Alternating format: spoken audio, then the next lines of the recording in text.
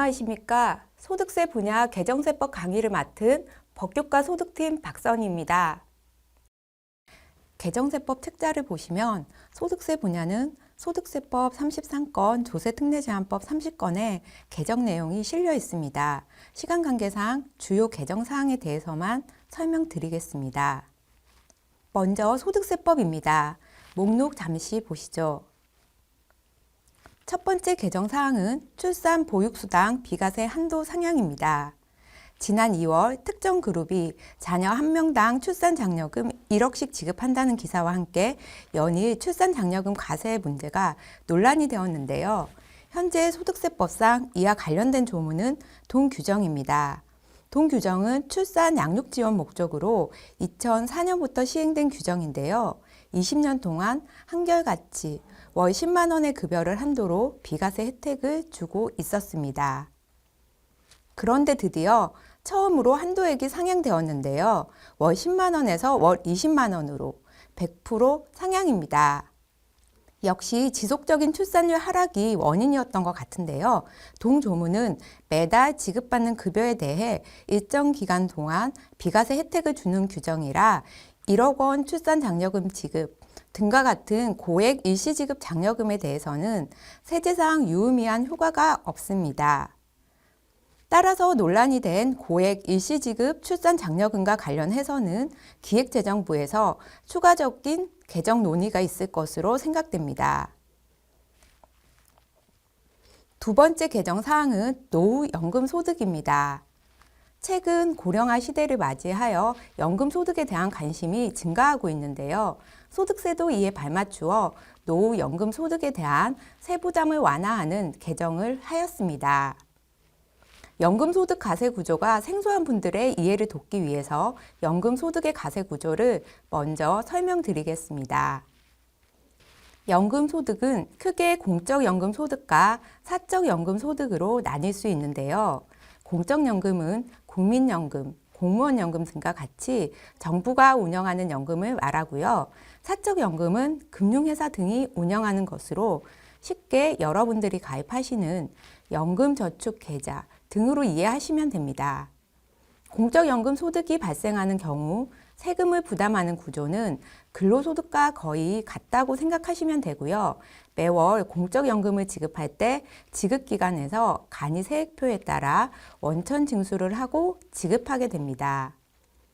그리고 다음 연도 1월분 연금을 지급할 때 연말정산을 하도록 되어 있습니다. 그래서 공적연금 소득만 있는 자는 연말정산만으로 연금 소득에 대한 신고 의무는 종결됩니다. 한편 사적연금 소득은 분리과세 대상과 종합과세 대상으로 나뉠 수 있는데요. 보시는 바와 같이 분리과세 되는 경우에는 연금 수령 시점의 연령에 따라 3에서 5%의 저율 분리과세가 이루어집니다. 그래서 일반적인 경우 사적연금 소득은 분리과세가 세제상 더 유리하다라고 볼 수 있는데요. 하지만 연간 기준금액 이상의 사적연금 소득이 있는 경우는 이러한 저율 분리과세 혜택을 받을 수는 없습니다. 저율 분리과세 혜택을 받을 수 있는 기준금액은 사적연금 소득 연간 1,200만 원 이하였는데요. 이번 개정을 통해 1,500만 원 이하로 상향되었습니다. 혜택이 증가된 것이죠. 연금소득 과세 구조 화면을 다시 보시면 24년부터는 연간 1,500만 원을 초과하는 사적연금 소득이 있는 경우 저율 분리과세가 아닌 종합과세 대상으로 분류됩니다. 다만 이러한 경우에도 특례 규정을 통해 15% 분리과세를 선택할 수는 있습니다. 저는 저율 분리과세와 구분하기 위해 단순히 일반 분리과세라고 표시해 두었습니다. 따라서 연간 1,500만 원을 초과하는 사적연금 소득이 있는 납세자는 15% 분리과세 또는 종합과세 중 세부담이 유리한 방법으로 선택하시면 될 것입니다. 세 번째는 간주임대료 과세 대상 확대 및 소형주택 특례 연장입니다. 기본적으로 주택임대소득은 월 임대료에 대해서만 과세가 되고 전세보증금 등에 대한 간주임대료는 과세 대상에 해당하지 않습니다. 그런데 여러분, 3.3 법칙 아시나요? 3주택 이상을 소유하고 보증금 합계액이 3억 원을 초과하는 경우 주택임대소득의 산정 시에도 전세보증금에 대한 간주임대료가 과세 대상에 해당된다는 것입니다. 하지만 26년 1월 1일부터는 2주택인 경우에도 기준시가 12억 원을 초과하는 고가주택을 보유하고 보증금 등의 합계액이 3억 원을 초과하는 경우에는 간주임대료 과세 대상입니다. 여기서 주의할 점은 기존의 3.3 법칙은 그대로 있고요. 다만 고가주택 2주택 소유자의 경우에만 개정을 통해 간주임대료 과세 대상으로 추가되었다는 점입니다. 즉, 과세 대상 범위가 증가하였다. 이렇게 보시면 됩니다. 또한 26년부터 시행된다는 점 다시 한번 기억하시기 바랍니다. 추가적으로 소형주택 임대 공급을 통한 주거안정 지원 목적으로 현재 40제곱미터 이하이면서 기준시가 2억 원 이하인 소형주택은 임대주택수 계산 시 주택수에 포함되지 아니하고요. 동 규정은 26년까지 연장되었습니다. 네 번째는 장기주택 차입금 이자 상한액 소득공제 확대입니다. 본 규정은 무주택 또는 1주택을 보유한 근로자 등이 취득 당시 기준시가 5억 원 이하인 주택을 취득하기 위하여 그 주택의 저당권을 설정하고 금융회사 등으로부터 차입한 장기주택 저당 차입금의 이자를 지급하였을 때 해당 과세기간 지급한 이자 상한액을 화면에 보시는 바와 같이 상한기간 및 상한 방식에 따라 300만 원에서 1,800만 원의 한도로 소득공제가 가능하다는 규정인데요. 올해 개정 사항은 공제 한도가 상향되었고요. 동 규정과 관련한 주택가의 요건이 취득 당시 또는 상한기간 연장, 신규 차입 당시 모두 주택가액 5억 원에서 6억 원 이하로 확대되었습니다. 다만 추가된 개정 사항이 하나 더 있는데요. 이 부분은 다음 페이지에서 조금 자세히 살펴보겠습니다. 아마 작년에 기사를 통해 많이 접하셨을 텐데요. 카카오뱅크 등 인터넷 은행들이 주택담보대출 금리를 인하함에 따라 엄청난 규모의 대안대출이 있었습니다. 즉, 기존 담보대출을 상환하고 금리가 더 낮아진 은행의 대출로 이전하는 거죠. 그런데 이 과정에서 문제가 생겼습니다.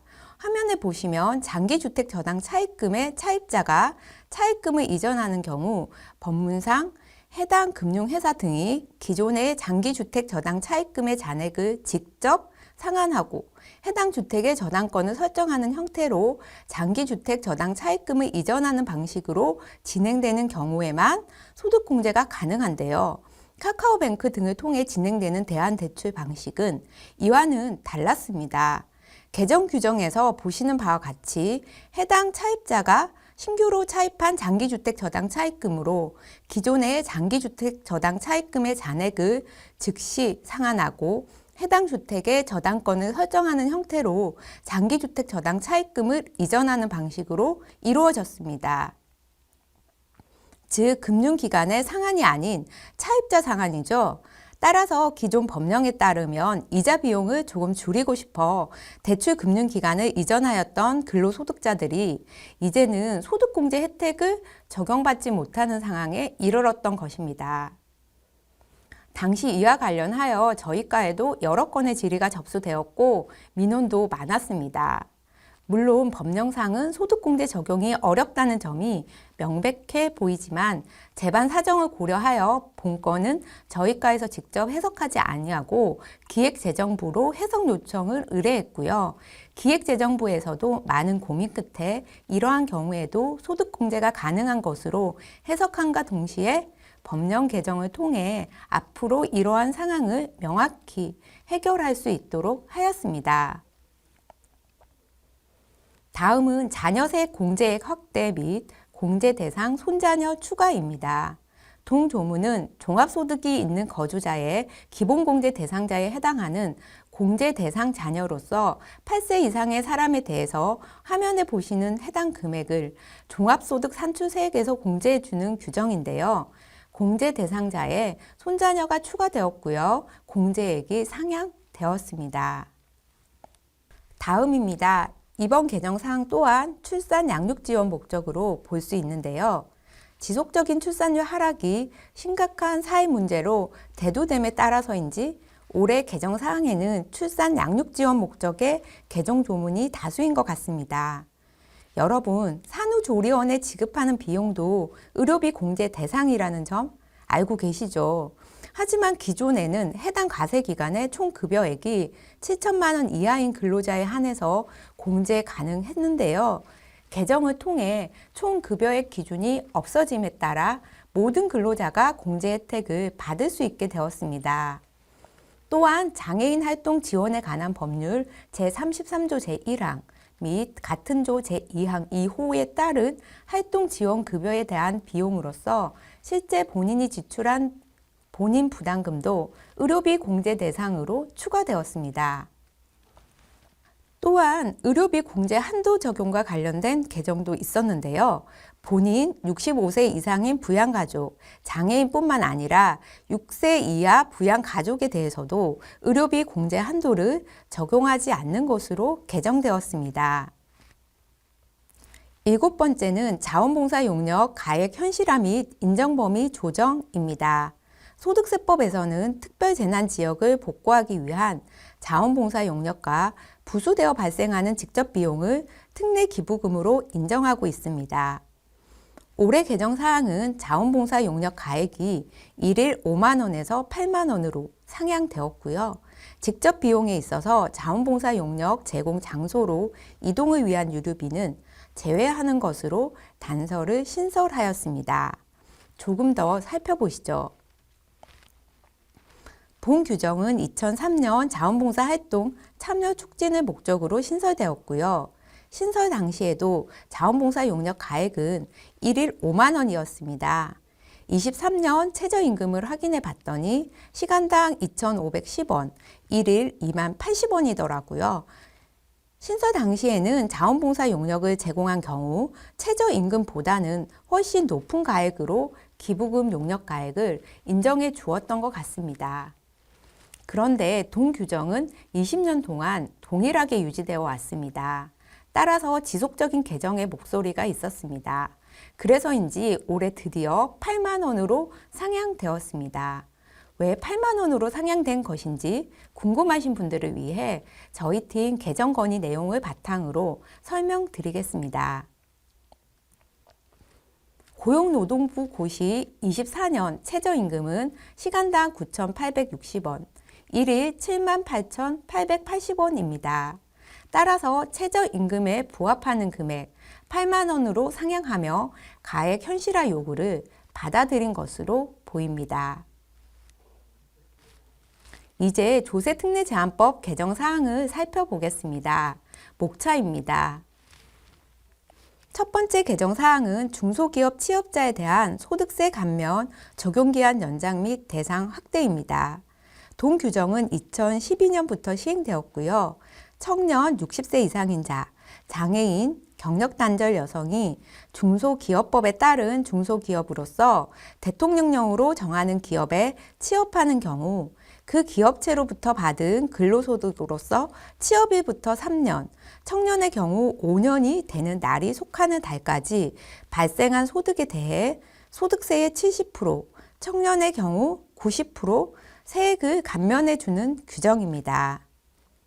개정사항은 감면 대상 업종에 컴퓨터 학원이 추가되었다는 점과 적용 기한이 26년까지 연장되었다는 점입니다.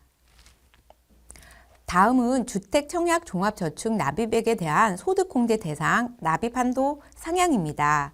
총 급여액 7천만 원 이하인 근로소득이 있는 거주자로서 해당 과세기간 중 주택을 소유하지 않은 세대의 세대주가 주택청약종합저축에 납입한 금액의 100분의 40에 해당하는 금액을 해당 과세기간의 근로소득에서 공제하는 규정인데요.